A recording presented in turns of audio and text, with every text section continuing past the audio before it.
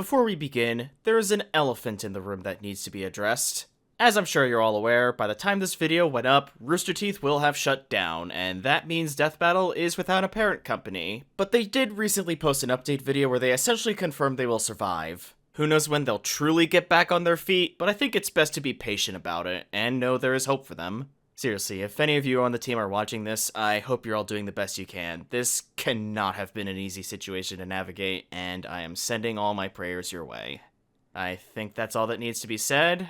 On with the video.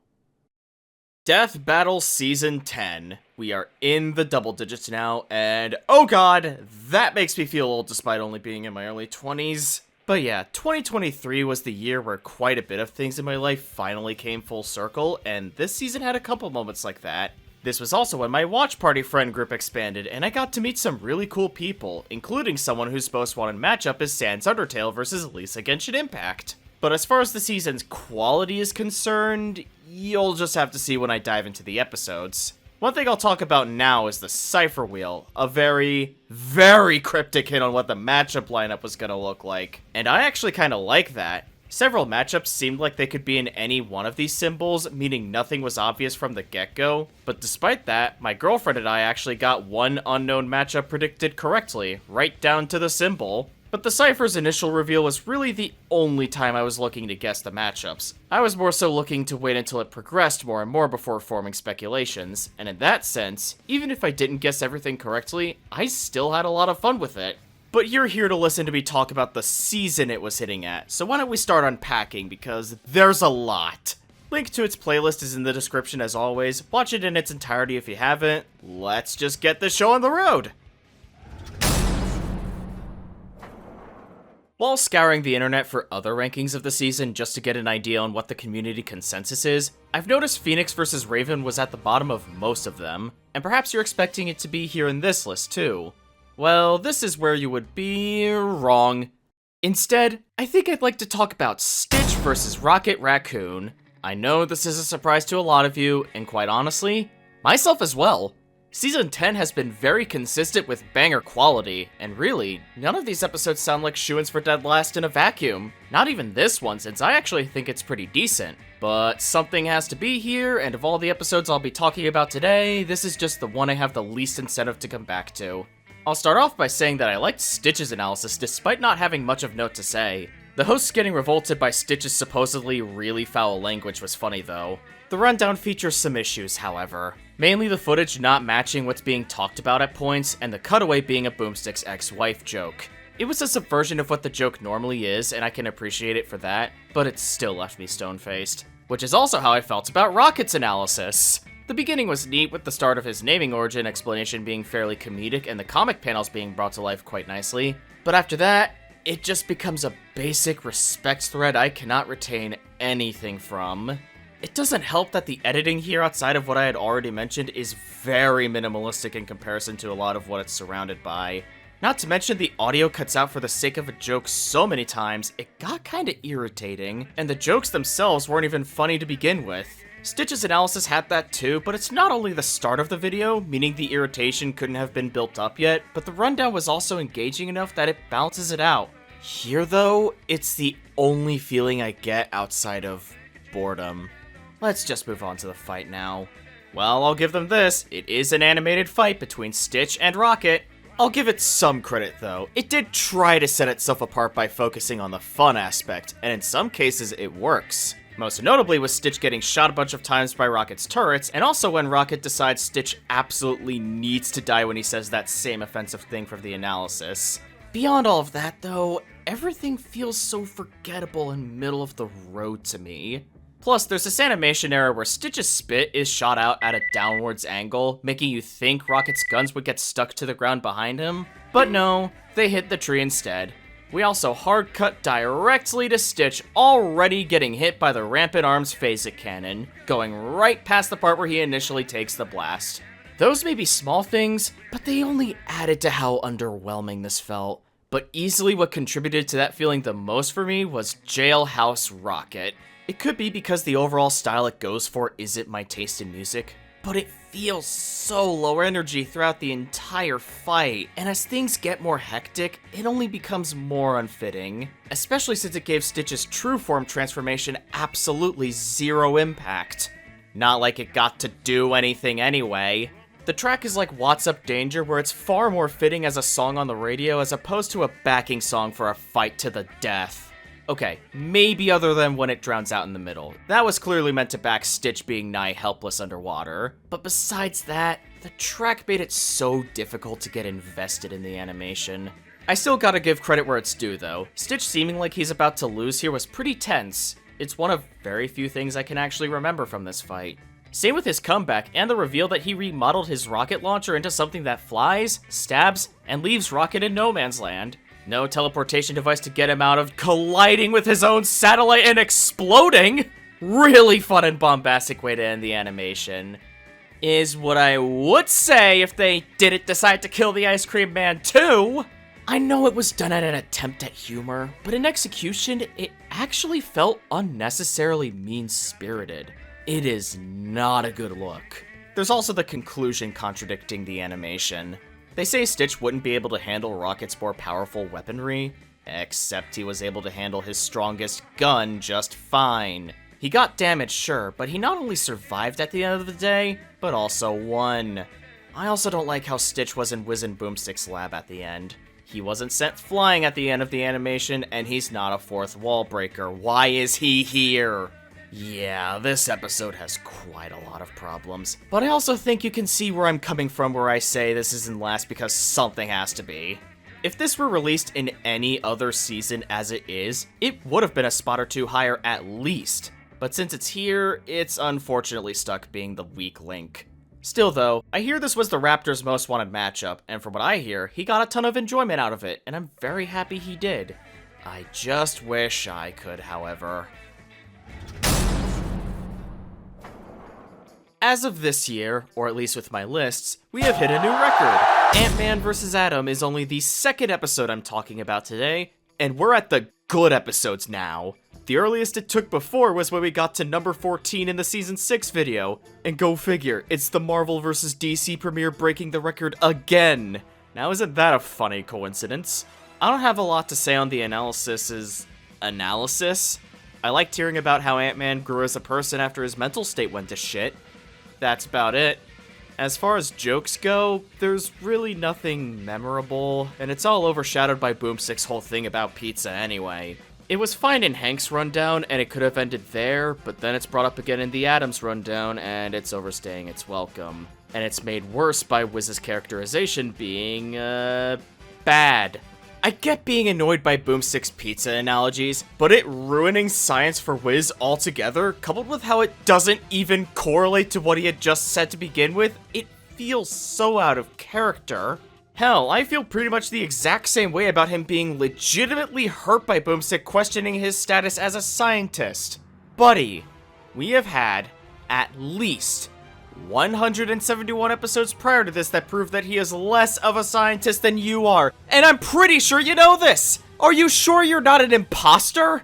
The stuff with Wiz and Boomstick may not have been the greatest, but the editing is certainly up there. This is DJ's first foray into editing an official episode, and this was a fantastic debut. I loved all the different effects for several of the comic panels, and he even went the extra mile to turn some of them into motion graphics. Seriously, these comic books feel alive here. And remember, this was his first edit, so this got me excited to see what he was cooking for future episodes. And oh boy, we'll get there.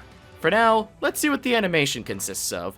I've noticed people take issue with the setup because Hank picked a fight with Ray because he praised his work, quote unquote. But, firstly, Ray showed up unannounced and uninvited. Imagine if a stranger was intruding in your workplace, how would you react? Customer service is exempt from this, let me make a point here. And secondly, where was their praise in what he said or his facial expression? I'm pretty sure it was just curiosity if anything. But if you want my thoughts on the setup for what it certainly is how Ant-Man and Atom fight, I'll give it that. It's a fine setup, but it was dragged through the mud way more times than it was worth. As for the fight proper, right off the bat, I really love how the small and insignificant things are now portrayed as incredibly dangerous due to the character's smaller sizes, and it made for a fun perspective shot with the Newton's cradle. Hank's jump may have looked floaty as hell, and it's a bit hard to discern what his exact movements were here, but it was a good first segment nonetheless. The highlight, though, is easily the Atom fighting a whole army of ants, even ending with them receiving a tip about time. The middle segment was pretty good too, just because Hank communicating with one of his ants was nice to see, and so was the synergy he had with another, and that molecular background is colorful and beautiful to look at. It's also where not actual size really picks up with the Earth's Mightiest Heroes motif. The song in general is pretty intense, and it's why it's great to listen to as a backing track and on its own, even if it only references Ant-Man and pretty much neglects the Atom entirely. While most of that's well and good, the transition to this segment was not due to how rushed it felt. Why did Hank growing the car warrant shrinking down to such a small level in the first place? Was it because Hank also shrunk down? We didn't see him do that, and it feels like a few seconds were cut as a result. The transition to the microverse made sense though, with Hank's gun getting destroyed inexplicably from his perspective, so it's only natural he'd shrink down to face the problem. The microverse also features our kaiju battle, or kaiju-like battle. Yes, I know how oxymoronic that sounds, but also the perspective shots do a great job making them feel big anyway, so fuck you. I also like how they did this when they're so shrunken down, since only Hank could actually grow to be larger than life by himself, and doing it at a microscopic size can make both of them feel that way. But then everything involving reality breaking goes by way too quickly. Ray reaches his limit, and then suddenly reality's in danger, and you won't notice it until Hank is halfway through commenting on it. And I can't help but think he could have used a shot of cracks forming in the sky in correspondence to what's happening with Ray. There's also no reaction to the ants breaking his biobelt. We skip straight to Hank's monologue. Yeah, not gonna lie, this segment felt rushed, more so than the transition I bitched about earlier. But I almost forget about that because of how graphic the death is, good lord! I mean, just look at it! You can't tell me a bunch of ants tearing Ray from the inside can't leave an impression, especially because of how brutal it looked. Even if they don't fully commit to that aspect with a bloody explosion instead of the nonsensical energy explosion they instead opted to go with. I'd be lying if I said it didn't take me out of the animation at least a little bit. It's almost as weird as how Boomstick said zilch about the kill. Hell, neither host even acknowledges it, and you'd think they would. But no, talk about the super quirky Ant-Man Thanos joke at the end, and ruin Wiz's character even more. Okay, but in all fairness, it's kind of a required reference if they were gonna do an Ant-Man episode. But was it really worth turning Wiz into an idiot? All that aside, I can safely consider this a good episode, although I think Aquaman vs. Namor is still the best Marvel vs. DC premiere. Does it suck that the amazing premiere streak is broken after only 2 episodes? Yeah, but this was still a fun time overall, so I won't be fussing over it too much. In fact, this is another instance of an episode being so low simply because I like so many other episodes more than it. And yeah, that's something I could apply to a majority of the season, as you will soon see. Martian Manhunter vs. Silver Surfer had quite the divided reception upon release. Some people loved it, others did not. As for me, well, obviously I think it's good, but not more highly than that. The humor stuck the landing a good amount of times in Manhunter's rundown though, most notably with Boomstick getting frustrated by his inability to pronounce Mxyzptlk's name. Though it misses the mark quite a bit when Surfer's rundown comes around. Looking at you especially, Surfer Boomstick, you came out of nowhere and overstayed your welcome by quite a large margin, and you did not need to reappear in the conclusion. Go away, please. The edit here is also lacking in comparison to its contemporaries. There's an attempt to bring life to some of the comic panels, but I can sometimes see a second render beneath the one with the effects, and the pencil strokes on Surfer's leg are clearly disconnected. There's also an overuse of the slide transition and the wobbling effect that just gets boring after a while. The fight's starting off visually appealing, however, with a film noir aesthetic, complete with a title card. Oh, and since I'm talking about the fight now, there's also a mystery going on. That being how they even appeared in this specific room to begin with. It's an interesting way to hook the viewer in, and I don't think the show's ever tried this before. So while Jean is acting on his suspicions, the dialogue leaves you wondering what the hell is even going on. Though after where the sneak peek ended, the characters stop talking and we get nothing but chasing and space lasers for 15 seconds. While the NES and first-person shots were cool, 15 seconds is still a pretty significant amount of time in a 3-minute long animation, which means 8% of it is just a nothing burger. Nah, more than that actually, because I don't find the part with the clones that compelling either. It's just a telepathic attack that we've seen before. Granted, this one's stronger, but Server still fights it off just as easily, so it's nothing enticing. The fight gets good again when Manhunter becomes a dragon though. Ignoring how the moon materializes behind Norrin out of nowhere, Jean clawing through it made for a very sick shot. Really, I could say that about the entire dragon fight. Not only is the form itself drawn super well and is animated so smoothly, but everything about the sequence is just so raw and fun. And that spinning shot of Norrin throwing Jean into the sun afterwards, just wow, that gives me life! And this is where the part everyone talks about comes into play. The answer to the mystery. Truth is, neither character were responsible for the other's summoning. It was some unknown force that did so with the intent to make them fight each other. And I could believe it too, given how vast the cosmologies of Marvel and DC are. It's strangely meta, especially considering the episode they do after this seemed like the shoo-in for this stuff. You could argue that Norrin could have stopped his attack at any point, but at the same time, Jean realized he's outmatched, and had his ability to resist the heat of the sun taken away. He was only going to die anyway, but more slowly and painfully if Surfer hadn't kept going. Really, he just sped up the process. He is a pacifist after all, and I imagine none of the planets the sun engulfed had life on them either. At least I hope they didn't. I also like the film noir aesthetic coming back solely to have an end card. Truly makes this animation come full circle. Finally, there's the track. I find Mind Over Matter to be very underrated. It may be calmer than the average death battle song, but I think it fits every beat of the fight since it's dramatic when it needs to be. And that choir at the end is just beautiful. Its overall style also clicks with me very well, and for some reason, I feel a sense of deja vu from it. Almost like I've heard it once before during my childhood, despite how that would literally be impossible. Huh. So anyway, the conclusion has a few issues. I already mentioned how I found Surfer Boomstick's return an unwelcome one, but there's also the footage at the beginning just being the fight and nothing relating to what Wiz and Boomstick are talking about. They don't show anything from the source material to back up what they're saying, so instead, I'm left either just taking their word for it, or looking for the exact information provided here in the analysis segments. They do show stuff from the source material eventually, but that still doesn't excuse making me have to do homework. Even with scans, the verdict still doesn't sell me on Surfer's victory. Like, they say Jean can take a hit from the DC Multiverse's literal creator. Meanwhile, the highest Norrin gets is Universal.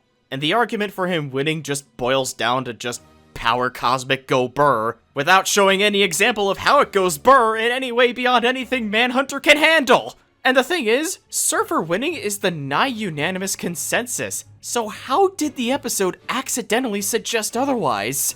This episode has its flaws, definitely, but it's still pretty good all around, and I like how it got experimental. It made this one of the more unique episodes in the series, and memorable for reasons I am okay with.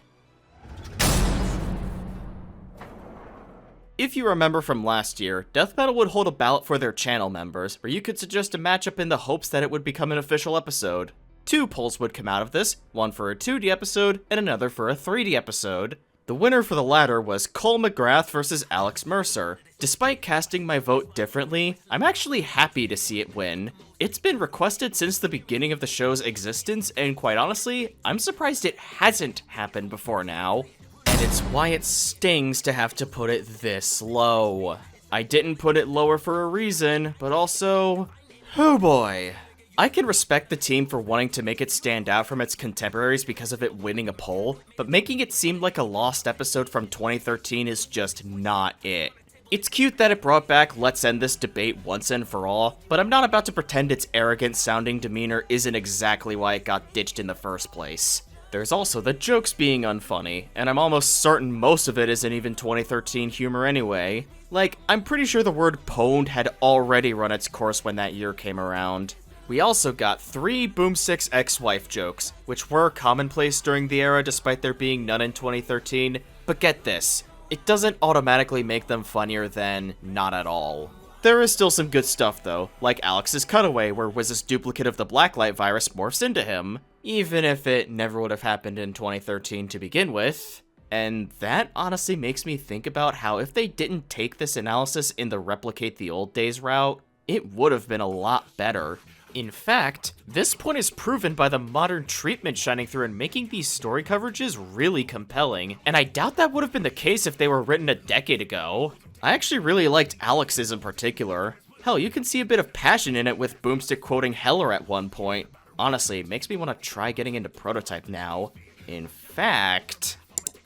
Sadly, a decent character coverage couldn't save Cole's rundown.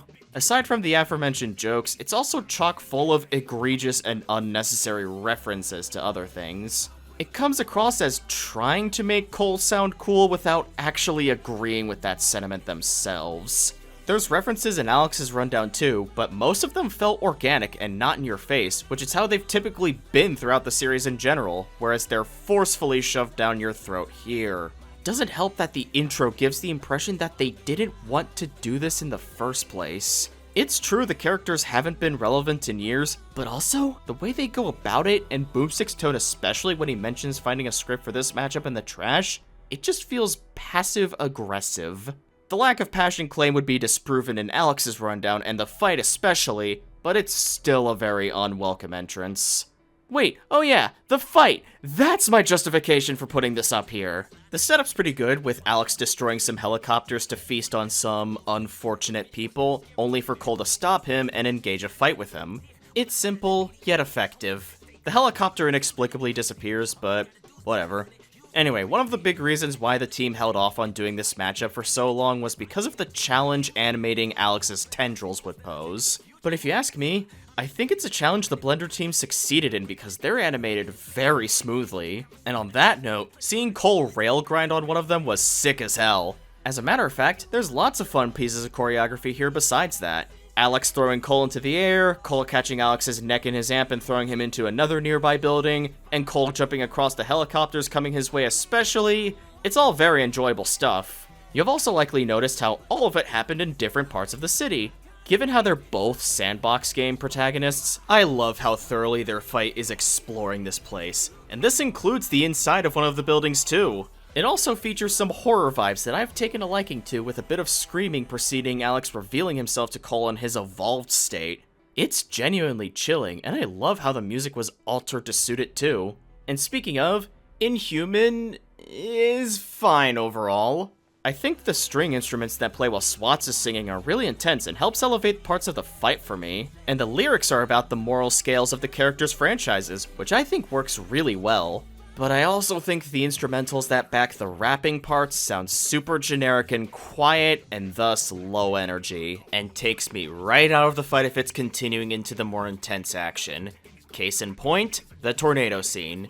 It's pretty telling when the song was altered in the very next scene and the string instruments sound the exact same, yet they feel at home here because the pacing slowed down, whereas before it sounded out of place, and the drums and vocals aren't enough to mask them. While there's merits to it as a backing track, it's way better as a solo track. But that next scene I mentioned briefly, I can sing a much more positive tune for. It's Alex trying to sway Cole to his side, and a core mechanic in Infamous is you could choose to be good or evil, and I think that's an awesome reference to it. But it's been well established that we're using good Cole, and he tells Alex to fuck right off. And that is what really makes the ensuing final showdown intense. The animation is stiff at points, but goddamn the tension is too good.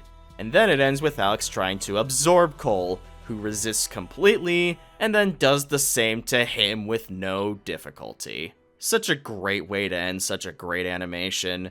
Really, if I were ranking just the fights, this would have been a good deal higher. But since I'm covering whole episodes, remember everything I said about the analysis? Hell, there's even one more discrepancy with Boomstick's post-fight comment being him realizing the script was in the trash because someone said awesome sauce. You know, back in Cole's rundown, which was a long time ago. Oh well, at the very least, Alex's rundown was enjoyable enough and the fight was very well put together, so I can confidently walk away from the episode thinking it's good. Do you remember at the beginning of the video when I talked about the cipher wheel and how my girlfriend and I predicted a matchup correctly, right down to what symbol it was? It's obvious what it is because of what I'm putting on screen, and yeah, it's Rick Sanchez versus the Doctor. It's not a matchup either of us were invested in, but it's the only one we sussed out, and considering how cryptic this thing is, I'm very proud of us. I'm also proud of the episode. Not so much about the decision to remove proper introductions from the characters, because it makes this intro feel incomplete. Like, tell us a bit about the characters, don't just say their names and move on. Give me some incentive to want to learn about these guys. As it is, I just don't care.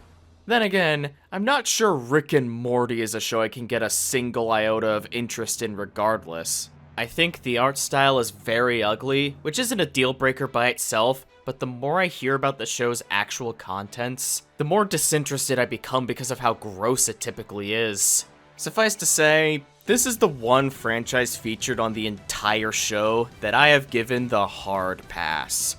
Granted, none of it is Death Battle's fault, but it's a big factor on why it's difficult for me to truly appreciate all the heart that went into Rick's rundown. I mean, yeah, I can tell it was there, but my disdain for the show makes me not care, sorry! Something the show could have helped, however, is not showing a fleshworm thing crawling out of someone's body. I have to look away from the screen every time I rewatch the episode because it's so unnerving. Why did they show it?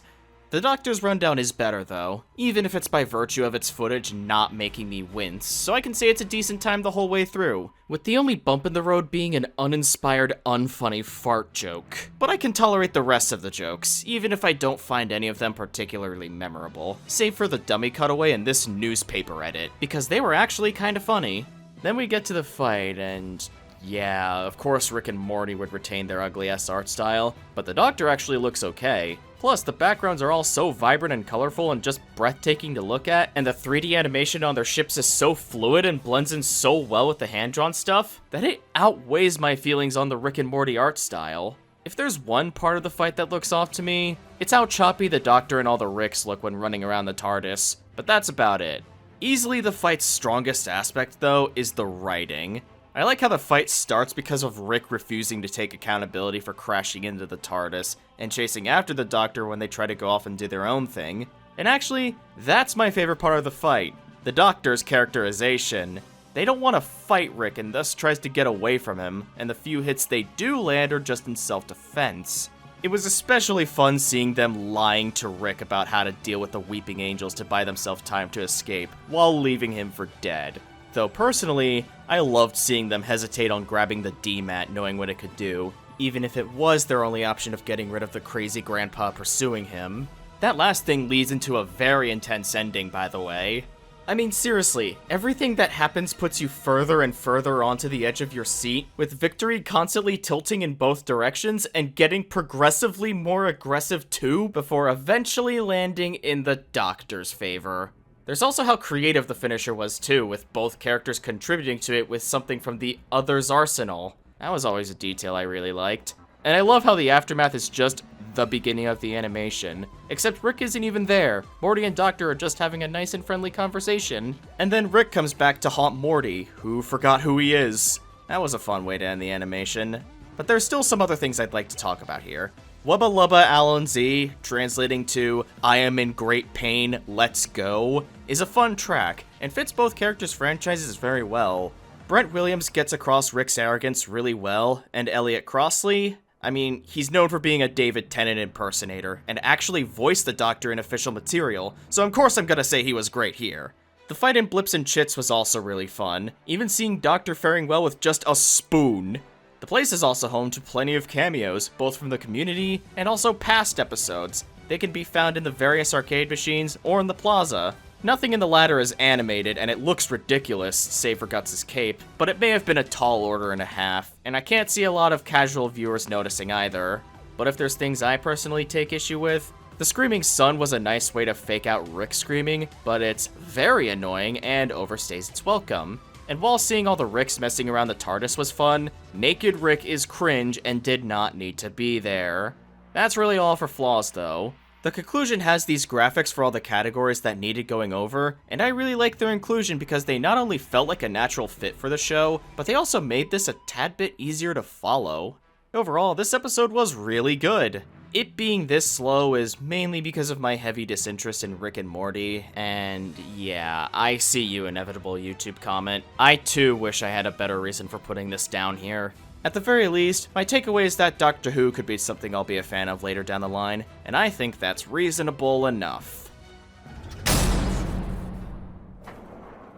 Okay, it's been long enough. I'll talk about Phoenix vs. Raven now. No bait and switch this time, we're doing it for real. Or are we?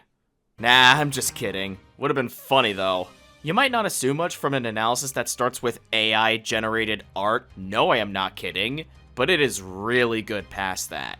To start, the jokes were pretty funny, like the Mecha Goose Howard cutaway and, while not intentionally this way, this last-minute editor's note mentioning Jean Grey dying a 16th time, right when production was about to finish. That is some timing, holy shit. It was also nice to see Raven get an updated analysis because I feel she really needed one. In Versus Twilight, they didn't really talk about her as a member of the Teen Titans, nor did they ever emphasize how big of an accomplishment beating Trigon was. Here though, both of those things got the time of day they deserved. We got to hear about how influential the Titans were to Raven's character development, and how beating Trigon was actually one of the most impressive things you could pull off in the DC universe. Seriously, those two things alone made this rundown much better than the one in Versus Twilight, since it more accurately portrays her and overall does her more justice. The only problem here is, again, the editing isn't up to snuff with the rest of the season, which is a shame for this matchup because it had so much potential for beautiful edits, and none of it is utilized, and it's in favor of the wobbling effect in the slide transition, once again, getting overused as all hell. The overall analysis still has my praises from earlier though, and this doesn't deter me from standing by them, but I can't help but wish there was more in this department. So how about the fight though? The setup isn't anything groundbreaking, but it's reasonable enough and keeps both in character. And then what ensues is this really fun and fast-paced bird battle, and right away, I gotta give props to the visuals. Specifically the hand-drawn animation being the most fluid it's ever been by this point. It goes without saying that Azarath and all the other sets they've used here are pretty to look at in their own merits, but combined with these effects, yeah, this animation is pure eye candy. It's hard to pick a favorite shot because there's just so many great ones, but if I had to choose, I suppose the giant phoenix gelled with me the most. Of course, the writing itself is good enough to match. There's the creepiness of the X-Mansion scene for one, with the encroaching darkness getting to Jean coupled with Raven's taunt somewhere in there. That shit's good. But even better is Jean realizing she's been mind-controlled and weakening Raven's hold on her, and her mental defenses against Trigon's influence by extension because it caused her to become Dark Raven. And that's just one example of how organic these transformations felt, and how they're great showings of their power sets working very well together. I think Dark Phoenix in particular had a great sequence, even discounting all of that. The Phoenix Force flickering on screen right before Jean goes from scream of agony to maniacal laughter, which Corey Pettit delivered really well, by the way. Yeah, this sends shivers down your spine. Forevermore also sets the exact tone I'd want for the transformations too, being intense and dramatic when the dark forms come out, and calm and relaxing when the pure forms show up. Honestly makes it much more than just a mashup of the themes of the 90s X-Men show and the original Teen Titans. I'd also say it's one of the better instrumental tracks solo-wise too. So what's this doing at number 11? If you're expecting me to say the action outside the transformations is boring, well, it's true there's not a lot to note, but I still found it all fun, and that's all I can really ask for. If you want actual negatives, however, the scene with Jean getting crushed between moons is pointless, since we never see her escape and clearly had no issue getting to Raven, who is for some reason in slow motion. If Jean's slowing down time, we never see her actually doing it, making this look weird. Another problem is, White Phoenix of the Crown doesn't get to do anything. Well, besides transport herself and Raven to the White Hot Room, but yeah, she does a Wally West, calling on those most important to her before making a big fire blast, but then it inexplicably disappears, giving Raven's big attack no resistance. According to the storyboard, the attack was supposed to hit Raven's shield before getting overpowered, but it still leaves the chat afterwards, which, bruh. I can't say the ending is all bad though. Raven's monologue through all this has her character, and also the story of this fight come full circle. She's not a demon like Jean seems to think, but rather, a daughter of Azarath. Coupled with Kira Buckland's delivery on Azarath Metreon Zinthos, Yeah, this attack has so much impact. And while on the topic of voice acting, I'll also mention that throughout the fight, Raven sounded noticeably different from versus Twilight, but I think it's a good change since the higher-pitched voice felt more fitting for her, and overall, I think the acting performance was better too. Going back to the ending, I also like the Phoenix Force hanging on by just a tiny flame, only for Raven to blow it out as everything goes pitch black. I've always thought that was cute. And Raven looking up at the stars after a hard-fought win felt nicely tranquil. A nice relaxation after everything that's happened. Though can I just say, Raven winning at all is funny, just because the team thinking Jean would curb stomp was literally the reason she even fought Twilight back in Season 5 in the first place. So yeah, this is an episode I feel never got the credit it deserved. Would I say it's the most underrated in the season? Not quite. That goes to something else I'll talk about later. Or I'll talk about it right now, because that's how stacked this season is with bangers. I'll be honest, when I first watched Killua vs. Misaka, I didn't think I was going to put it at only number 10. I really wanted to put it higher because I want to advocate for how extremely underrated it really is. But now I wonder if that sounds disingenuous. Whatever, I'll worry about that when I look at this video's reception. To start, this pair of rundowns is great. I like how they emphasize how both characters are tactical fighters, which not only establishes a core theme that isn't electricity, but also makes this stand out from most other episodes where that sort of thing isn't as prevalent. I can also appreciate the editing here because holy hot damn is it good. I especially loved Killua diving onto a Chimera Ant and Misaka's cloud formation in particular, and even beyond that, this shit is just impressive. There's also Genshin Impact footage in there. DJ, you are so incredibly based for that. While everything so far has been top-notch, the jokes are hit or miss. I thought Boomstick making fun of the Sundari trope was funny, and the Chainsaw Man name drop got me to smile, and I somehow feel like I'll be talking about it some point soon. Boomstick cutting off Wiz's whole spiel just to get to the point in that Killua makes lightning was funny too, but not Wiz's reaction. Yeah, this is where we get to the misses. Thin-skinned Wiz makes an unwelcome return here. The only way you can get me to buy Wiz getting depressed by Boomstick putting him down for doing science is by telling me this is a defective clone I'm looking at. It will still be unfunny, but it's the only explanation there is. There's also Boomstick running these Killua puns into the ground. He does it a bit too often in Killua's rundown, and it even bleeds into Misaka's and the conclusion. Man, this analysis was so close to perfection, but hey, we're still eating good tonight, and we haven't even gotten to the fight yet. Right off the bat, these sprites look amazing. Using Misaka's sprites from Dengeki Bunko Fighting Climax as a basis for how Killua would look, as well as some extra assets for her own sprites, not only gives this fight a visual identity in the sea of Marvel vs. Capcom looking sprite fights, but the art style is also very pleasant to look at in general.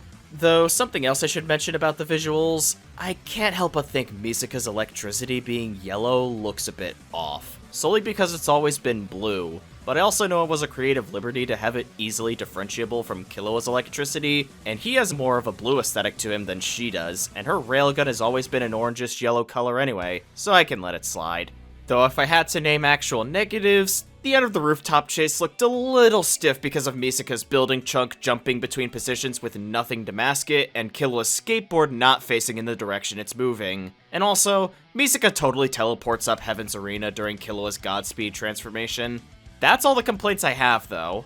As for writing, I see the setup getting flack because the fight started over a frog badge. But what if I told you that frog badge is something Misaka heavily associates with one of her sister clones? One that got crushed right in front of her? They did talk about how Misaka was not okay with seeing her clones dying all the time, so really, they just needed to mention the badge and its relation to them, if only briefly, just to have the setup not look ridiculous in a vacuum. But then the fight itself is a battle of tactics, continuing that theme from the analysis, and that is by far my favorite aspect of it.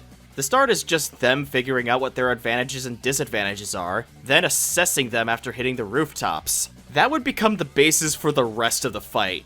Long-range combat would go in Misaka's favor, but close range, however, would be where Killua excels. Of course, there's other uses of their smarts too to prevent things from getting stale and predictable, like how Misaka figures out how Rhythm Echo works in just a few seconds, or Killua pulling himself out of an iron sand tornado with his yo-yo. And all of this is backed by Change of Heart, which I consider the best instrumental song in the season. There's some familiar riffs from Hunter x Hunter and Toaru at play, and as a backing track, the former takes precedence when Killua has the advantage, and the latter does the same for when it's Misaka's, which I think is a really cool detail. Plus, there's tons of energy throughout, and I can't help but head bop to it sometimes when listening to it on its own, especially to the Toaru parts. My friend Mischief actually has this as his favorite track in the season overall, and it's not hard to see why. And he's in this video taking the form of the vibing cat, isn't he? Anyway, while the fight chooses to focus on how well these two can use their brains, it's not afraid to go hard as fuck, especially in the last minute. I mean, the Iron Sand Titan gave us 3 wallpaper-worthy shots in a row! That's enough proof of that already! But then there's a fake-out that actually got me the first time I watched it. I mean, yeah, the music was still going after the supposed kill, but that's been the case for a few actual finishers, and they could have easily altered the track to end it early. So I stand by this being an effective fake-out. Also, that transition from Killua to Misaka's coin is so smooth it gives me life! And her finally landing the railgun after 3 failed attempts had me popping off the first time I saw it. The build-up, the impact, the brutality, just everything about it is phenomenal. Though I do gotta ask how much blood Killua has of this much traveled 35 meters. Okay, I lied. There was one more complaint in there. Still though, considering this was a kill made based on calculations, it's only fitting that Wiz got to freak out over it instead of Boomstick, which I think is a nice subversion. Yeah, this episode is just great. Seriously, I don't think I've felt this highly of an episode I put at only number 10 since Mob vs. Tatsumaki from back in season 6. I'm almost certain the reason why this gets slept on is because the characters are considered obscure, but if you look past that, you might find this to be a hidden gem like I did. Maybe the placement will suggest otherwise, but that's what happens when a season is this full of bangers. And the Chainsaw Man name drop got me to smile, and I somehow feel like I'll be talking about it some point soon. Should I assume that it is now some point soon based on this playing directly after the number transition? Nah, there's just no way, right? Gojo vs. Makima is way too good for this spot. In fact, let me check my notes real quick to disprove this. Well, holy shit, number 9 after all, huh? This season's a whole different beast, I swear. Yeah, this is another episode I thought for sure was going to be in the top half, but barely didn't because the season is just that goated. At least this is already a well-liked episode as far as I'm aware, so I don't have to do all the heavy lifting this time. I didn't mention this before, but this season brought in a new editor, Parker Estopinal. He's edited the analysis for all these episodes you see on screen, most of which you may remember me criticizing his work for, but this is where I think he truly starts to meet the standard set before him. A lot of manga panels were brought to life very nicely, even ones I didn't think needed the effort, but that just makes me appreciate the work even more. It's a vastly different style from DJ's, but I think it's one that stands on its own merits, and I would have loved to see the whole analysis look like this. But this was also when he left the team. DJ finished the edit and did an amazing job as usual, but despite my past criticisms, I'm admittedly a bit sad to see Parker go. He's proven himself to be a fantastic editor here, and one who's willing to take criticism to heart. That alone tells me he's gonna go far with any of his passions. Seriously man, I hope you're doing well these days. So anyway, the analysis also featured some good jokes, like Boomstick freaking out over a big explosion and Wiz trying to get him to calm down, only to realize, yeah, maybe he's panicking for a good reason. Wiz saying he's seen God 20 different times in response to the Angel Devil stuff also sends me right into talking about the fight because I'm out of things to say about the analysis. I love how it starts with a Jujutsu Kaisen style summary of what's going on, complete with typewriter sound effects. Hell, that's also how it ends. Gives this one a fun and unique feel. The actual content itself is great too. Starts with Makima in a movie theater alongside the losers of previous 3D episodes watching Jack vs. Afro. That's an episode I didn't give the credit it truly deserved. Seriously, only number 11. Good one, buddy. Now tell us a joke that's actually funny. Eventually, Gojo shows up, and right away, he is stealing the show. Dude has this endearingly obnoxious demeanor throughout the whole fight. A lot of what he does and says, coupled with Gianni Matrigrano's amazing performance, yeah, he is really fun to watch. And while I don't have much to say on Makima since she's stoic for the most part, I think it's only fair to comment on Kelsey Jaffer's performance as her since I did so for Gojo, and yeah, she was also really good here. Talking about the animation now, I just want to point out how smooth the transitions between the sprites and hand-drawn designs are. Seriously, it's so seamless, I think it speaks for itself. Hell, even when Gojo has the wrong hairstyle and the close-up goes back to the correct one, it's still so well done. The action itself is damn good too. It may go as you'd expect with Makima being unable to get past Limitless, but Gojo is able to hit her just fine, even if it'll just affect another Japanese citizen instead and allow her to recover. But it makes up for the predictability with how it ups the ante when she summons a bunch of other devils to help her. Most of them may be silhouetted, and yeah, it does bother me a little bit, especially the flamethrower hybrid not getting illuminated by his own flames, somehow. But there's also so damn many of them, and I imagine coloring all of them would be a tall order. I'm just happy they're here at all because they actually make this fight that much better.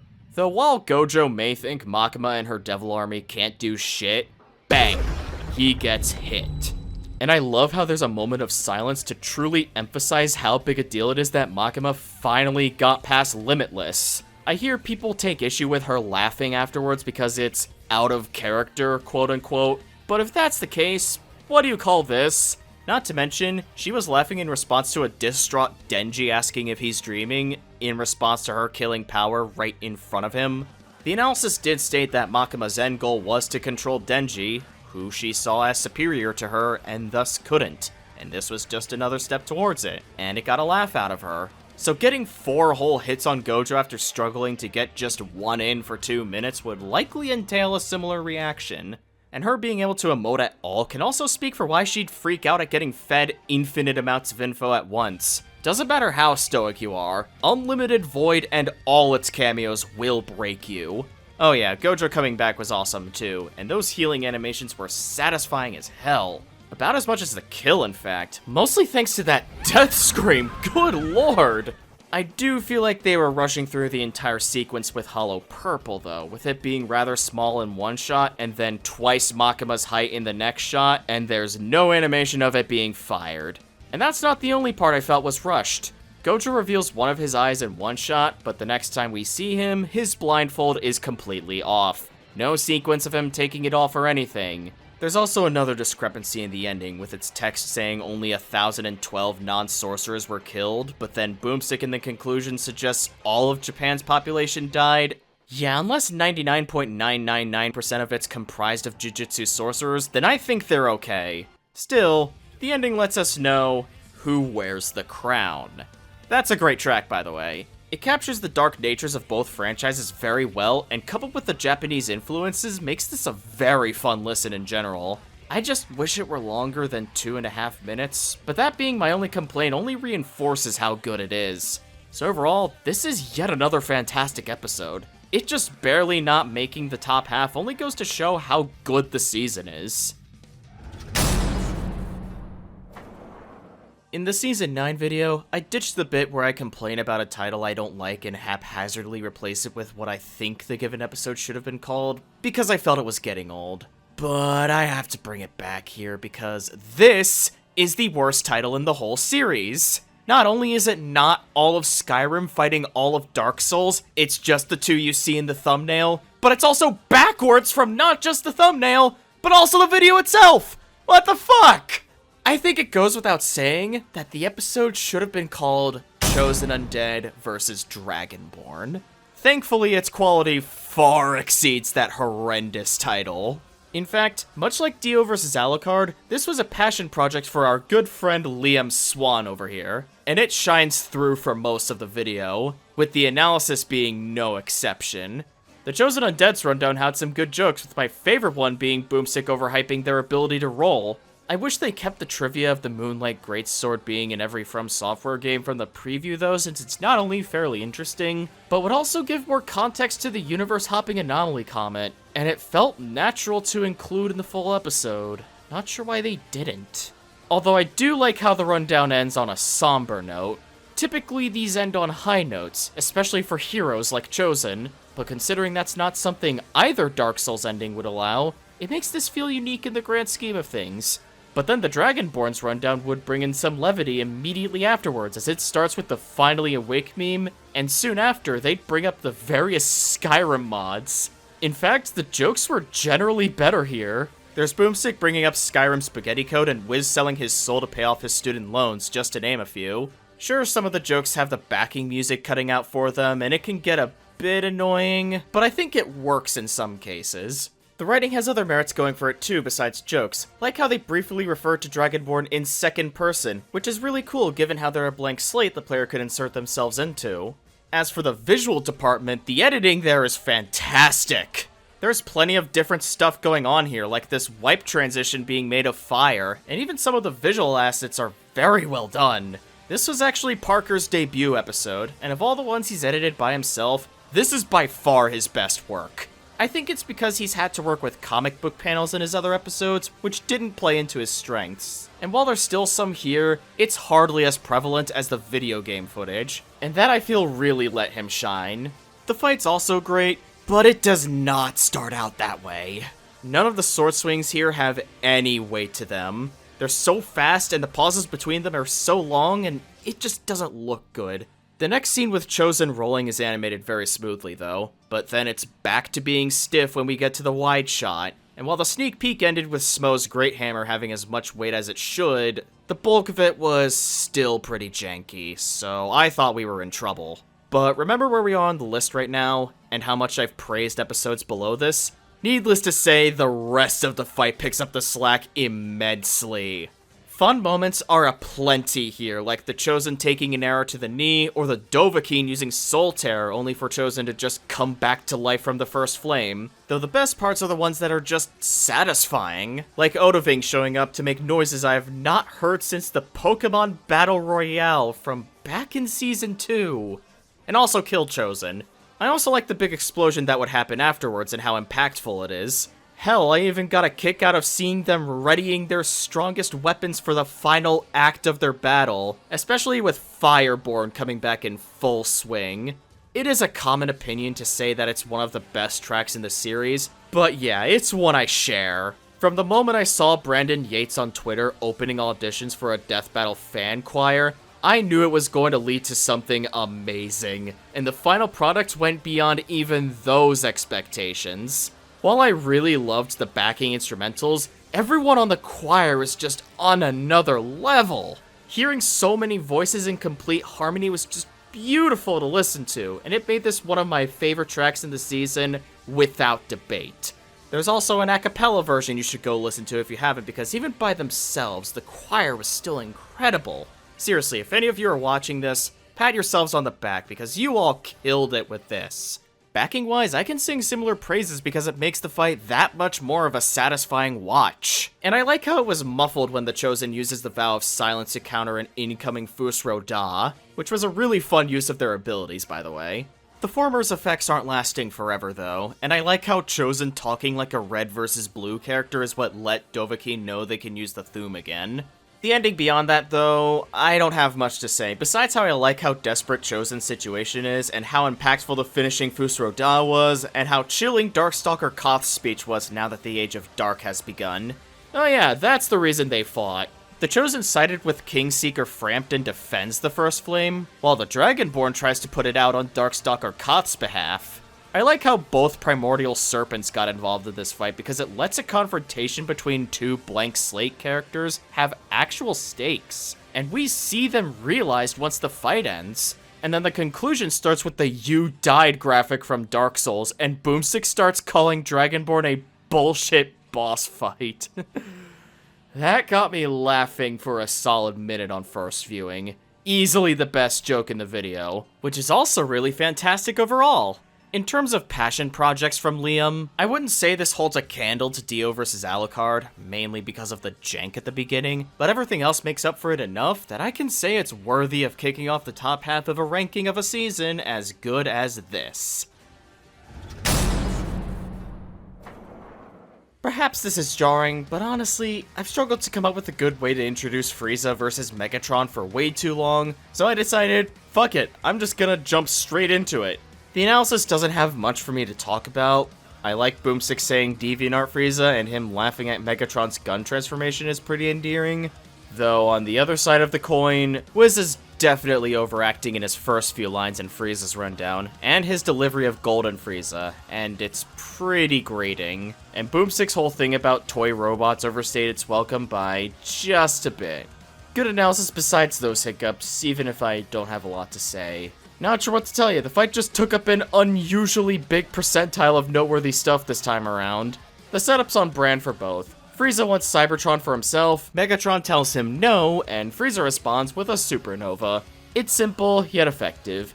No complaints where that's concerned. Not when I'm enjoying the ensuing action this much. The fast-paced parts do well in getting the adrenaline going, but it's overshadowed by the big weaponry taking up all the highlights. The imprisonment ball causing Cybertron to suffer some significant damage has enough time to sink in and has a lot of impact from the sound design. And the shot of Megatron onlooking the giant death ball does really well in establishing how big the stakes really were. Good God! The antimatter also has a good amount of buildup and a fairly satisfying payoff, having blown Frieza in half. Oh yeah, their vast arsenals were taken advantage of very well, and utilized in ways I'd want them to be. Yes, I even feel the panic bubble served its purpose. Sure, the fight inside of it being cut down to just a punch is kind of a letdown, but also, it catching Frieza off guard and Megatron hitting him so hard he breaks out of it was the main intent I got from the writing, so I can let it slide. Though a few shots lasting a smidge too long did bother me a little bit. Specifically, Frieza taking his own supernova to the face, or more notably, a couple shots of the Golden Frieza transformation. But I can't say any of it is so bad it's a deal breaker. Besides, the latter being reminiscent to the exact sequence from the Tournament of Power was a really awesome callback. I'd also say the same about the effects because holy shit! The amount of detail, the use of color, and how well it all complements each other by way of either playing into the purple aesthetic or contrasting entirely. Yeah, this is just eye candy. And the thing is, this is Devil Artemis's first death battle animation using Blender, and he did most of the work by himself. And the runtime almost reaches 5 minutes, which is movie length in comparison to most modern fights. Needless to say, he popped off. Even if something ended up having to give, and that something is the Energon Mace. It is literally just a magenta sphere with small magenta Rulo cones attached and a string that's barely visible. The game they took Megatron's model from also had a good Energon Mace model. Why didn't they just use that? Plus, the basic look clashes hard with how detailed everything else is. It's the worst part of the fight. But even then, I'm still rocking out to Final Formers because it's a bop. The idea behind it was to make it sound like the villainous counterpart to Wings of Iron, and I think it succeeds with the lyrics alone having an arrogant feel to them to counteract how heroic that one sounded. And on the note of lyrics, there's a reference to Deceptive Tyrant, the fan commission track for this very matchup. The Wings of Iron comparison might make you think this is mainly a Transformers song, but no, high-energy rock pieces are also commonplace in Dragon Ball, and I could feel vibes from it here, especially with it straight-up containing Golden Frieza's theme at one point. Honestly, I might actually prefer this song over Wings of Iron, which is high praise considering that was my favorite track from Season 5. I also like how the fight alters it at points, and in various ways too, like taking out the lyrics during the Golden Frieza transformation, changing its instrumentation during Frieza's search for Megatron, and extending it past where its standalone release ended when Megatron starts monologuing after Cybertron gets half destroyed. Even though it should have been fully destroyed because the Death Ball looked big enough to do so, but details. Anyway, the aforementioned monologue is my favorite line in this fight. Frieza might take pride in winning, but Megatron is telling him how hollow that fact really is. His army and ships were destroyed at the beginning, and now he will wander the depths of space alone. Such an amazing comeback to make when you're on your last stand, oh my god. This pisses off Frieza so much, he goes into his black form and makes his own declaration of Megatron's demise. This is where I really gotta give props to Martin Billany and Tom Schock as Frieza and Megatron respectively, because their deliveries here were just amazing. Like, you can just hear the sheer venom the characters have developed for each other. They also did great in selling the arrogance of these two throughout the fight in general.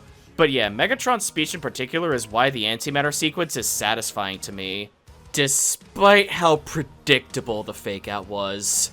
It was easy to guess Frieza was gonna survive the antimatter because he had just transformed and did nothing before it got to him, And be honest, if Black Frieza had died without doing anything besides talk shit, it would have been lame. Thankfully, that's not where it ended, and how it did end was actually pretty cool. Megatron, despite getting bisected, is still fighting with his every being. Even if Frieza's Death Saucer cutting through his final attack, his head, and all of Cybertron showed how fruitless it was still awesome to see him fighting until the bitter end. And the final shot of Frieza swearing to kill every last Transformer felt like such a natural conclusion to the animation. Megatron was his first impression of the species, and if they're all like him, may as well commit Omnicide on them, am I right? Man, this episode just rules. While I had more negative things to say about this than I did for a few episodes lower than this, I look at these as complete packages, and the good stuff is really fucking good, and that's why I have it this high in the first place. So I'm sure a lot of you have at least one matchup you didn't care for, but turned out to be a really good episode, and only then did you change your tune. I've had a couple of these, but I also have very specific instances where I realize I've warmed up to some ideas I previously didn't care for once they've been announced. One instance of this is Darth Vader versus Obito Uchiha. Not sure why I was iffy on this initially. Perhaps I was stupid. But one thing's for certain, I never want to listen to that version of me ever again because this episode was awesome. I liked the analysis, editing was immaculate, and the humor is fairly on point, Prime Sub on Twitch being the big highlight in that regard. They've also somehow given both a returner and a character with a very familiar power set rundowns that feel almost completely fresh and new. A lot of what carried over from Vader vs. Doom was expanded upon here, and the stuff about his suit was also reevaluated. Instead of its problems just being huge inconveniences just for the hell of it, they now go the whole 180 and made Vader that much stronger with the Force because of how much they made him hate the suit. And while not a returner, Obito is the 4th Sharingan user featured on the show, and yet there's context for it here that wasn't in any of the other episodes it was talked about in. Specifically, the unimaginable loss causing the love in Uchiha once had to be replaced by absolute vitriolic hatred. Yeah, the analysis was good, but man, I just want to talk about the fight already. To get the big bad out of the way, the models clash. Vader's photorealistic Battlefront 2 model next to Obito's basic-looking Ninja Storm 4 model, yeah, no, I'm sorry, they don't work well together. There's also the truth-seeking balls looking like retextured Pokeballs, and funnily enough, they clash with the weapons they themselves turn into. Just look at the colors on both and you'll see the problem. All of it I can forgive, however, if the core content itself is fun enough, and if the other essential parts of the visuals like the effects and camera work can mask it somewhat.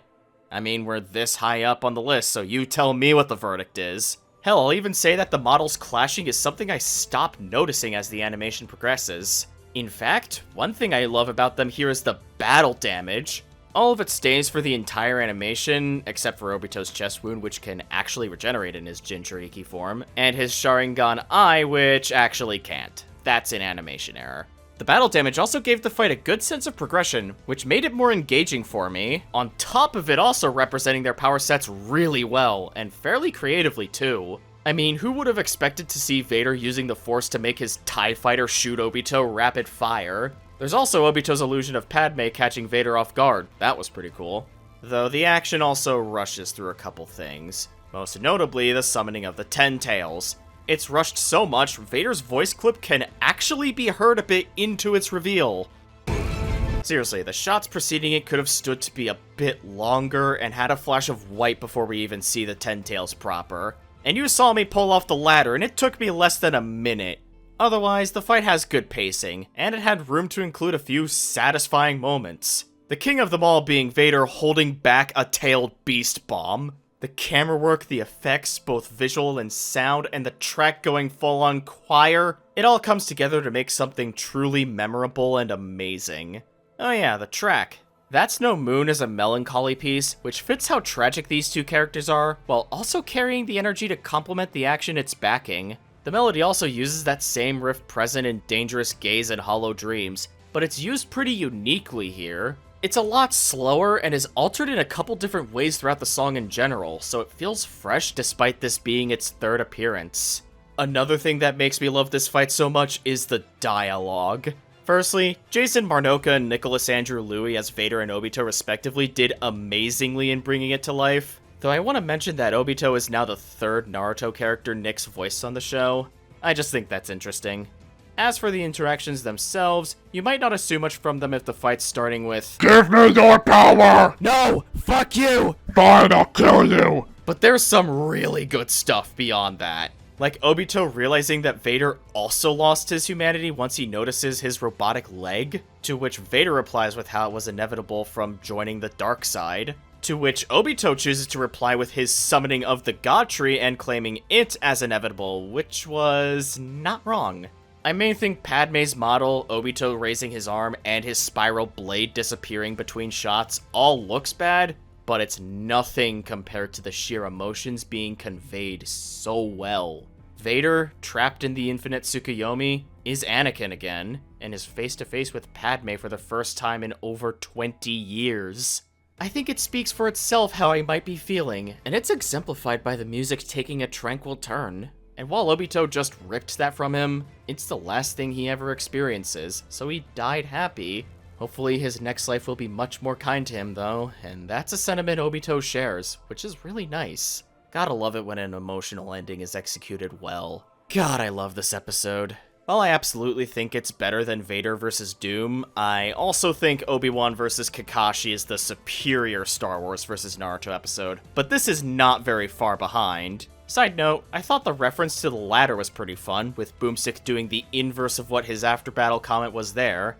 And fun fact, this episode happens solely at Devil Artemis's request, and I already gave all my reasons on why I think his passion shined through, so it shouldn't surprise you that I'm saying it's a fantastic swan song to his source filmmaker death battles. Well, looks like we have another first in Season 6. We have 5 contenders for the top spot. Actually, it might be more accurate to say 5 10 out of 10 episodes, because there is really only one I could feasibly put at number 1 here. But really, everything here would be worthy of that position in a vacuum, but because they're all in one season, they just have to settle for being its top 5. Though that also means I have to talk about one of these right now. I just realized I'm about to crush some dreams of this particular episode being in my top 2 at least, but you know what? I still have to say something eventually, so fuck it. Scooby-Doo vs. Courage. Yeah, I hear all your exclamations of surprise. Don't worry, I'll get to that explanation later. For now, I want to talk about how and why I consider this the season's biggest surprise. I did have some experience with both characters growing up. Unfortunately, though, Courage the Cowardly Dog, I never really cared about. Sorry. Scooby-Doo, on the other hand, I was all over. There was a Scooby cartoon I watched a couple episodes of, Zombie Island was a movie I would rewatch ad nauseum at one point, and I would borrow each and every Scooby book my school library had when I was in 3rd grade. Suffice to say, I was a pretty big Scooby-Doo fan back in the day, but flash forward to when this episode was announced, and Scooby hadn't been relevant to me in over a decade. On one hand, it was nice to be talking about Scooby again after so long, plus it was funny to see a dog-themed episode directly following up the episode with Makima in it. But on the other hand, just based on this being a cartoon-themed matchup at all, I was predicting it would be hyped up as if it were the next coming of Christ, and I was right. Considering my feelings on SpongeBob featuring Super Friends Aquaman, another episode they did this with, not to mention a few others with similar treatment. Wait, I'm probably gonna revise my thoughts on you in another video. Hold on a moment. But yeah, I was expecting to feel the same way about this because quite honestly, I've been over the cartoon craze the cast and community have been embracing lately for a very long time now. I mean, yeah, what little we had seen of the animation was really well done, but that could only carry an episode so far if the writing was subpar. But then it came out, and oh my god, I don't remember the last time I've been this happy about eating my own words. Seriously, I would have called you crazy if you told me I was gonna rank it this high, but here we are. Now, despite what I said about cartoons on Death Battle earlier, it was actually pretty charming to see Boomstick fanboying over these two in the analysis. He's made it clear in past episodes that he's a dog person, and while I personally am not, I'm happy to see that part of him accentuated more than usual here. Hell, I love how he threatens to sick Jack Spaniels on Wiz during Courage's cutaway. I thought that was pretty funny. Almost as much as I did Scooby's. While overly predictable, especially since Mama Boomstick was featured on the show only 2 seasons ago, the deliveries on Boomstick's response and Wiz's instant regret got me to laugh anyway. Really, the whole analysis is one that just keeps me smiling. And it's not just because of the humor, it's also the little things like how they renamed their feats tabs, or even their background tabs suggesting they're actually friends before that's even talked about. But the editing doesn't stop there. It also has to pop off with the visuals every now and then on top of that. This was another DJ edit, but this episode also debuted somebody new, Galaxy Video Max. He actually has his own Versus show, and it proves he has experience in this field. While I'm admittedly unsure which edits were his, I can at least get an idea based on his demo reel, and yeah, this was a stellar debut. Although if there's one thing I could take issue with here, Scooby's rundown ends with Wiz saying he's an alien and it never gets elaborated on. Excuse me, wizard, you can't just say something so out of left field like that and not explain yourself. I am very interested to know where that came from, and you just left me hanging. What the hell, dude? Now, when going into the fight, they had just talked about the friendship these two dogs have, and that's when I realized I don't want to see either of them die. I know that's unrealistic at best, but man, this is gonna hurt. Although when they bump into each other, they do laugh after recognizing each other, so maybe it won't be so bad. Or there's a monster thrown into the mix. Never mind.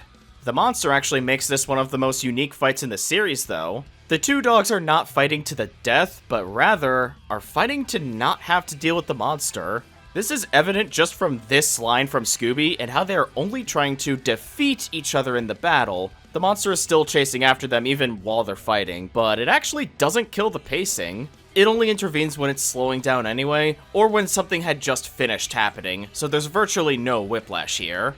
And now that I've had this animation on screen for a good long while, I just want to talk about how this is the best looking hand-drawn animation on the entire show. While he did have help, this was mostly done by Luis, who also did Jack vs. Afro mostly by himself. While my thoughts on it have gotten significantly more positive since the Season 5 video, there's no denying that this is just so much better. I feel the characters are animated a lot more smoothly, and on top of that, the expression work is really good, and it's really fun to see how exaggerated it can get. And there's one instance where it gets worked into the choreography, which I've always thought was creative, albeit terrifying with the amount of detail given to Courage's innards. The monster might look unnatural next to the dogs, but I think it plays into how scary it's supposed to appear, so the off-putting nature is something I actually like.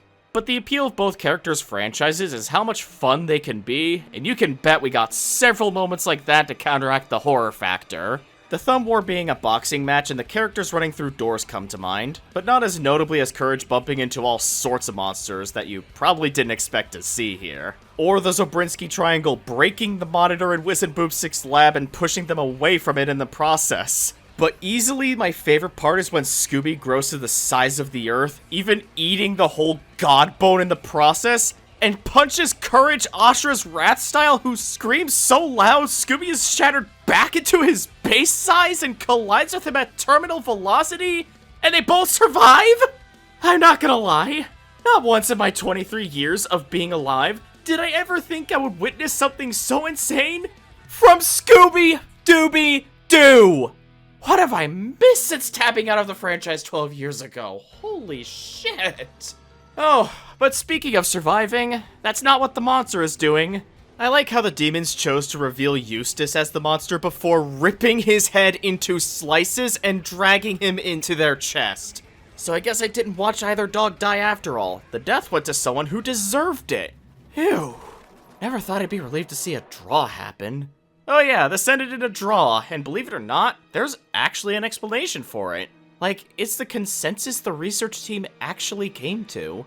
They also say the last time a draw happened was Chuck versus Segata, but last I checked, they're still fighting to this day, and you know what, never mind. That episode still doesn't deserve any acknowledgement. So Chuck versus Segata is, in fact, the last draw that happened before this. Anyway, I haven't talked about the song yet, so, Forever Terror Night's really good. It's reminiscent of Terror Time, which made me feel nostalgic for Zombie Island, and is a fun listen in general, even with its moments that were clearly meant to sync up with the action. That's it, don't have much to say. Overall, what the fuck, why is this episode so good? Why is it one of my all-time favorites? You know, maybe I shouldn't ask questions myself while I still have a very pressing one I still need to answer. Why is this not higher? Well, as fun as everything here was, the Scooby Ashura's rap scene is really the only part that comes to mind when I think of this episode as peak. It's not that anything here was bad, it's just everything above this had more of a lasting impact on me. Really, I don't know what to tell you besides my thoughts on the remaining 4 episodes anyway. At MagFest 2015, Chad and Ben said this. So yes, eventually there will be Galactus versus Unicron. We know. Like, all the time. That's going to be such a big project. Yeah. All right. Yeah, we're not going to half-ass that. Yeah. And that was also the time I first got into the show. So yeah, that full circle statement I made in the intro has relevance, because my time as a death metal fan came full circle when Galactus vs. Unicron finally happened as the season's finale. Almost 9 whole years later! But you know what? The wait was worth it. They truly didn't half-ass this one. Well, they kinda did the intro, besides bringing back complete introductions for the characters, but they never bring up their main connection. It's just, this is what you've been waiting for. That's it. Besides that, the analysis is so good. While I liked the jokes, my favorite of which being boomstick viewing was in dummy as beer cans, the highlight here is the question of what evil is coming up in both rundowns and how it ties into why the characters eat planets. When it starts, Wiz asks if animals hunting down smaller animals are evil, or if it's just out of necessity, and later describes that as the reason why Galactus eats planets. As for why Unicron does it, it's because he's a huge dick, and to cause so much needless death and destruction is what Wiz accepts as the true definition of evil, and it perfectly leads into how his whole existence works too. Makes the question more than just a hook to get the viewer invested. But how about the fight? It starts with our annihilation! Guess I have to end the video now. Thank you for watching. I'd say there'll be more, but we're all kind of dead now, so it was nice knowing you all! Okay, but for real, the setup's on brand for both, not much to really say on it, besides how I love the attention to detail with the shockwave on Earth when Unicron grabs it. And that leads me to how gorgeous this animation looks! The shine and detail on the models, the effects, and the backgrounds. Yeah, I'll just say it. This is the best looking animation in the series.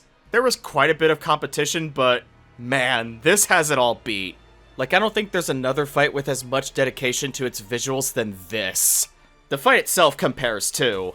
I've seen criticism say the action is too fast, but I don't think so. Sure, Unicron's transformation might be missing some shots, and the reality tear and especially the final shot don't have anywhere near enough time to sink in, but the shots we do have of the transformation still feel slow and imposing enough to where it causes suspense for what Unicron is about to unleash, and the reality tear doesn't exactly come into play later, and I can't see how it could, and the final shot, I have no defense for it. It straight up isn't long enough. Made especially jarring with Boomstick saying nothing about the fight, we go straight to Wiz's analysis. However, everything before it, and by extension everything surrounding the reality tear, is all still slow enough that it feels realistic for these characters, and there's plenty of impact from both how it looks visually and how it sounds. Especially the shockwave affecting all the surrounding galaxies. And hey, it doubles as a good way to show their scale. And that's my favorite aspect of this fight. How the scale increases. It starts with them throwing planets at each other, but eventually the sun gets weaponized, and then another star gets condensed into a black hole to be used as a makeshift roll of quarters, and when Unicron has to rebuild his body, he uses everything in his vicinity to become bigger than before, and then they start throwing galaxies at each other, and finally, the ultimate nullifier destroys and recreates everything, even the aspect ratio. The escalation felt natural throughout, and it was jaw-dropping to see it all unfold. It's also backed by all-consuming, which I think is very underrated. The whole thing just screams cosmic annihilation in both the instrumentals and the lyrics, which were written from the perspective of someone onlooking and describing the horrors these two are capable of in just 5 lines, which is all the song even needs to convey the dread you would feel if either were seen on the horizon. I consider this song one of my favorites from the season, and I will die on that hill. I hear people think it's too loud in the fight and that it was hard to hear the characters talking, but I was personally able to make out what they were saying on my first watch, And this is coming from someone who's always had trouble hearing people in loud environments. Though I guess the criticism is kind of funny, seeing as Galactus and Unicron were voiced by Wolf Williams and Brent Mukai respectively, both of whom were hard to understand in their first appearances on the show, but as I stated earlier, I'm willing to give them some slack here.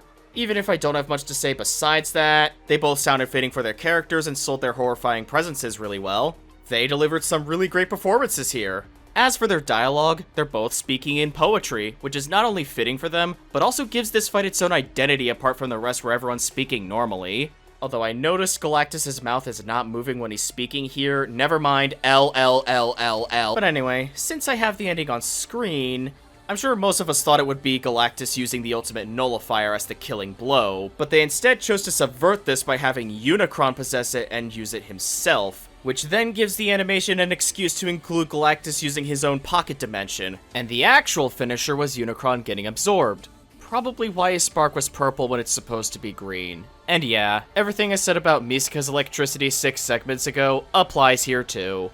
I've seen people say the fake out was too predictable, which, fair, I can agree with that, but it also allowed for more abilities to be used here, and I find that more interesting than if Galactus had just used the nullifier from the start, so I don't really mind it. Though I think an actual negative is, that being off sync by a whole second. But overall, though, I am very happy with how this turned out after anticipating it for so long. I'm a bit bummed this wasn't number 1, but the fact that it's a shining example of how good the season was is nothing to scoff at. A worthy finale for sure. It should come as no surprise that there have been plenty of episodes that I knew would be among my all-time favorites before they even came out, be it number 1 on their respective lists, or just super high on them in general. As far as this season is concerned, I cannot name another episode here that got me, and my friend group especially, as excited as Guts vs. Dimitri. I knew I was gonna hold this one to high regards, and you know, it's always an amazing feeling when your premonitions are realized. Now, since making the Season 2 video, I've heard criticisms for Guts vs. Nightmare where Guts' character was hardly ever talked about, and seeing his rundown here, yeah, I can now see where it came from. Guts has some neat character development, and it wasn't touched on in vs. Nightmare at all, and it's not like all of it came out in between episodes or anything. Further comparing the episodes, Guts now has actual scaling to the monsters he's slain instead of just, "This is what he does every single day," and hardly any elaboration. It's a monument to how much Death Battle's improved over the years. I also liked the cutaways in both rundowns. Dimitri's especially was funny. But now, it's time we talked about the fight. The animation may start in media res, but unlike something like, say, Weiss vs. Mitsuru or Dragonzord vs. Mechagodzilla, you can actually infer why they're fighting from just listening to the dialogue. My personal interpretation is that the two are at war, likely started by Guts killing a few Fargus soldiers, something Dimitri would not take kindly to. So of course this means the fight would get absolutely bloody and vicious, and they don't hold anything back on that front. There is bloodshed from nearly every single hit. Even the immersion-breaking no-blood stab that I will never not call out for looking awful, by the way. But yeah, Guts did bleed from that. Somewhere. I'm not entirely sure, but it's not from where he got stabbed, I can tell you that much. Anyway, the bloodshed is not just from their weapons, but even blood attacks as well. It goes to show there was dedication to making the characters feel like mortal human beings. It's this kind of stuff that gets me so invested in the action, and it gets even crazier when Guts puts on the Berserker armor and Dimitri goes into his awakened state. And how they get there is another sequence I love. Both have taken quite the beating, and this lets Guts give in to his inner demons and Dimitri into the voices of his dead allies. And the whole shot of the camera zooming into their eyes, coupled with the dialogue, both actors' performances, and the music ramping up in intensity makes sure you know shit is about to go down. Reinforced by how painful Guts putting on the Berserker armor looked and how little he visibly cares about it. Such an amazing character moment, and one of the best in the series. It's also what cemented the performances from Xander Mobus and Kevin Rivera as Guts and Dimitri respectively as nothing short of absolutely phenomenal in my mind, and a fantastic comeback for the former after being absent since Season 2. And this assumes you don't believe the speculations on him being Mike Guy. But yeah, both were spot on with the emotions they had to express and hitting every note I would have wanted for these characters. God's Hand was similarly amazing, both the standalone version and the altered version in the fight. Its dark and savage tone fits the characters very comfortably, as does the lyrics, which embody how their lives were absolute hell, how any day could be their last, and their drive to kill the ones who betrayed them. And then the final verse implies the characters would grow to respect each other, realizing they've been through very similar struggles and would wish each other strength. It's such a beautifully composed track, and my second favorite in the season. Cover art's kinda unfinished, though, and it's something even the artist himself admits, and I could buy into that. I mean, seriously, try drawing an interpretation of something as complicated as this manga panel and on a time limit, and you can understand then why the cover art turned out the way it did. But I'm getting off topic. The track itself also sparked some discussion among my friends on what the fight's ending could be. Well, Dimitri landing Atrocity, which was very impactful with the sound design and the scream beforehand, seemed like it took Guts out for good. Not a single drop of blood came out of his chest when Eredvar was removed from it, so maybe he lost all of it from that? Well, he had enough left to get back up and break the weapon, but do nothing else afterwards as it wasn't much, and what he had left was reserved for the apostle that would come to collect his soul. It's where Dimitri realizes what drove Guts' slaughter. He was shackled to the dead, much like himself. It's really cool, seeing him find common ground with him, and going off to fight the Apostle for him, even despite the poor state he and his weapon are in. And the animation caps off with Guts' still standing corpse in front of the moon, and it's a great shot. Such a phenomenal way to end the fight. Is it any wonder why Ben said on Twitter that it was his favorite ending during this episode's waiting period? Seriously, what a great animation. If there's one negative I could bring up here, a couple of movements were a bit too fast and stiff. Like, Dimitri should have been bisected here, but was able to react within a single frame. Good luck telling me that doesn't look silly. There's not a lot of jank though, as things were otherwise as weighty as they should be, and it's something you especially have to get right with Dragon Slayer, which they did. Plus, there's also some little things, like how the tree isn't just there to reference this manga panel, it actually comes into play twice. There's also the representation of Eredvar's durability. In Fire Emblem Three Houses, Eredvar can be used for attacks 20 times, though combat arts cost multiple uses, so that number can be drastically shortened. And not counting off-screen hits, that is an aspect the animation was faithful to. Yes, I counted each hit. Yes, I think that is such amazing attention to detail. Yes, it reinforces my love for this episode that much more. And somehow there's 2 episodes that topped this. I'd like to remind you all that when deciding which episode would top the list, I came to the realization that there was only one I felt could in this lineup. There's only 2 episodes left, so chances are 50-50, but perhaps most of you already have a concrete idea on what it is at this point. I wonder how many of you think it's Bill Cipher versus Discord, because that's also how many of you are wrong! Yeah, number 2, in a season I've given mostly really high praises towards. Shocking. But hey, it's not like this is any lower. I still absolutely adore this masterpiece, and I'm so happy I voted for it. Oh, I guess I should say something about that, given what I said about cartoon matchups 3 segments ago. Yeah, all of that still stands, but this matchup has always been an exception. I'm a huge fan of crazy, off-the-wall reality warping matchups because of all the animation potential they have, as well as how debatable they can be sometimes too. I did prefer Kyle vs. Simone over this, but I felt this was more overdue. Plus, it was my girlfriend's dream matchup, and I wanted to make her happy. And yeah, I got the reaction I was hoping for when Season 9 ended. Thanks for also voting for this, guys. Oh, and the episode lived up to every expectation set before it, too. Right off the bat, I just have to say, this is the best edited non-comic book themed episode in the entire series. There's the usual comic book panels that are brought to life, sure, but it's also a goldmine for references to this community's inside jokes. Hell, it even includes scrambled usernames of various members as Bill's real name. And I just noticed this at the bottom, and the background is upside down too. Well, it seems Bill and Discord are messing with the analysis a bit. Yeah, they have stuff to say in all of their tabs, and they'll even banter sometimes too. It helps that the font choices and their effects just couldn't be any more fitting as well. Safe to say, this is the most personality a Death Battle edit has ever had. They don't stop there though, they invade the cutaways too, mainly to reveal their presences in the previous 3 episodes, but Discord also decides to throw shade at Aaron for forcing him into being visual novel sprites, as well as turning Wiz and Boomstick into Ben and Chad. That is the shining example of how funny the jokes were, by the way.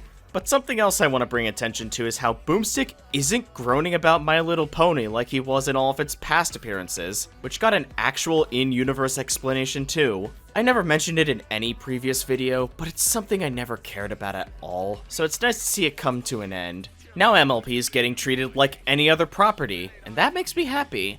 As did the fight. Right off the bat, I really love how dire Equestria's situation is with Weird Mageddon and everything, and how dark this implication is. Glue can be made from horses, by the way.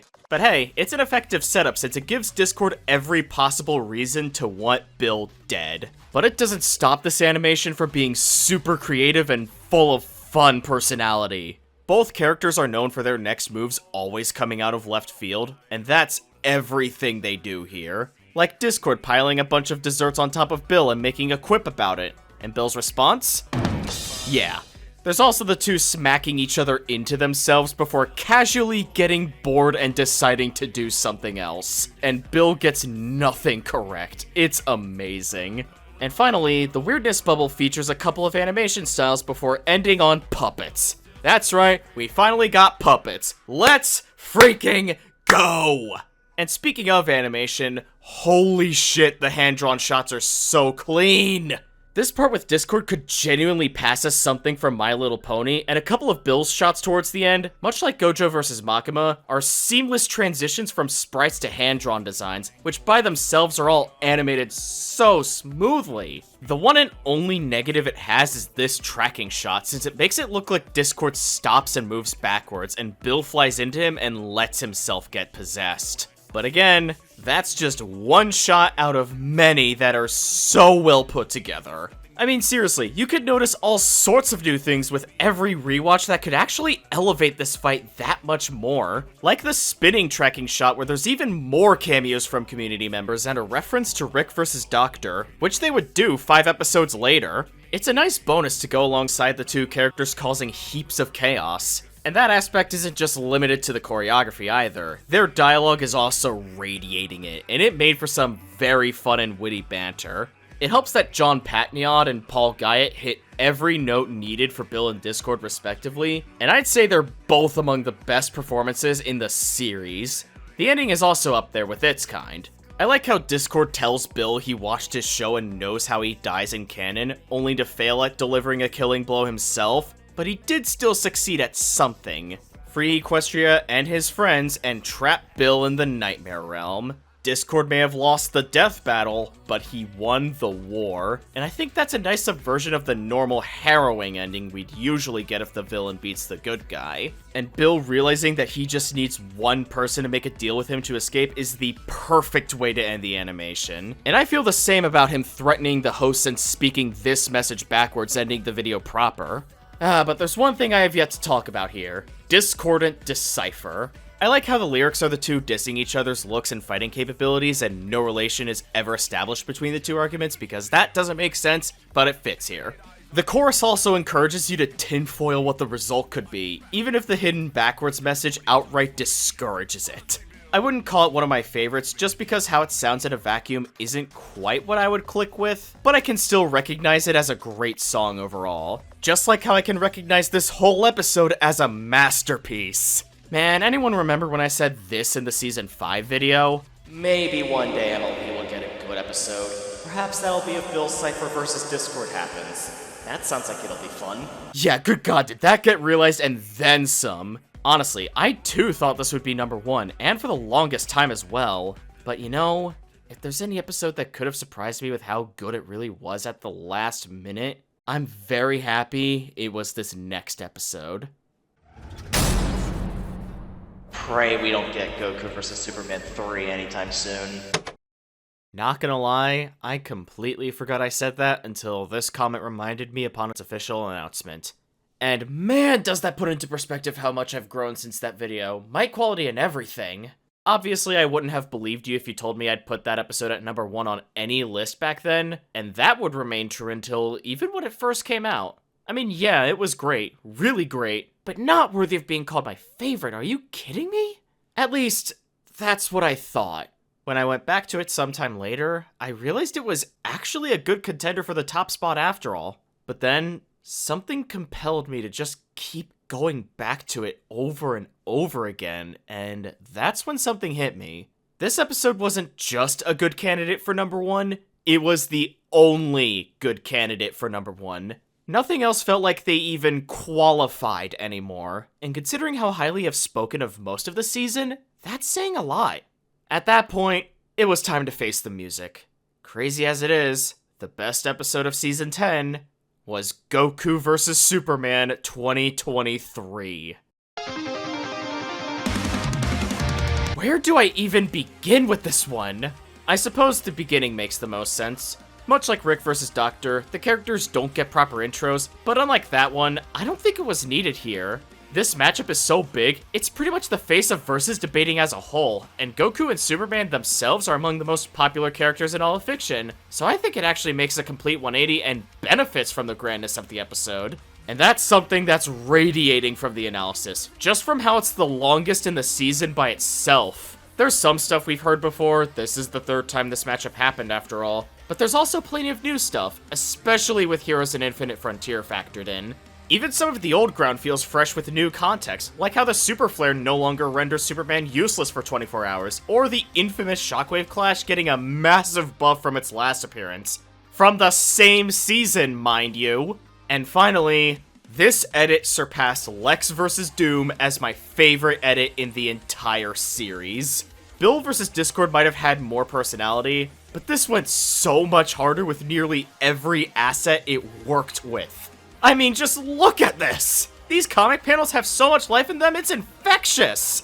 Every single motion graphic looks seamless, and the sound effects make you feel the impact of their attacks, and it doesn't drown out the hosts either.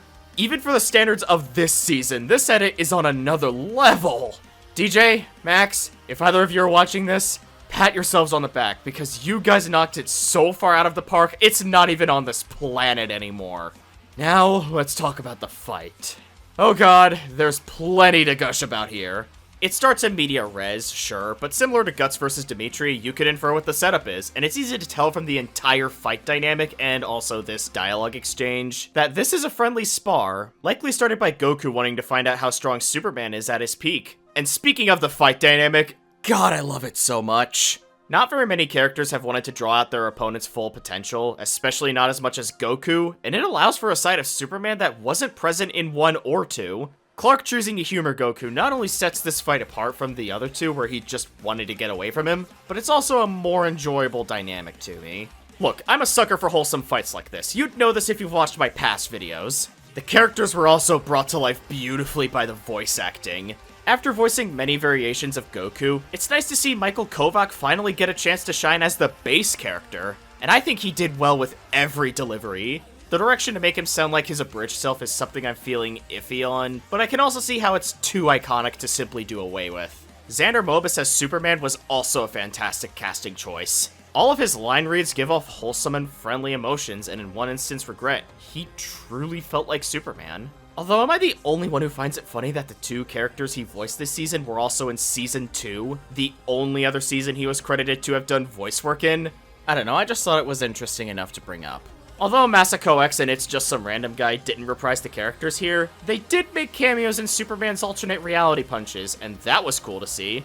And this leads me into how insane the action was. Since these two are among the most powerful characters in all of fiction, there's several showings of strength that not only have tons of impact from the sound design, but the visuals are just amazing. Some of which are because of how beautiful and detailed the effects are in general. I also found some little things to appreciate, like how parts of Goku's gi are flying off before he collides with a big rock, and also how creative this use of the Man of Steel shot was, having Goku thwart it in Ultra Instinct. And speaking of, its transformation was amazing. I mean, seriously, the moment he dodged Clark's punch lets you know there's no more holding back. And it's a feeling that's realized when he starts putting Superman on the back foot.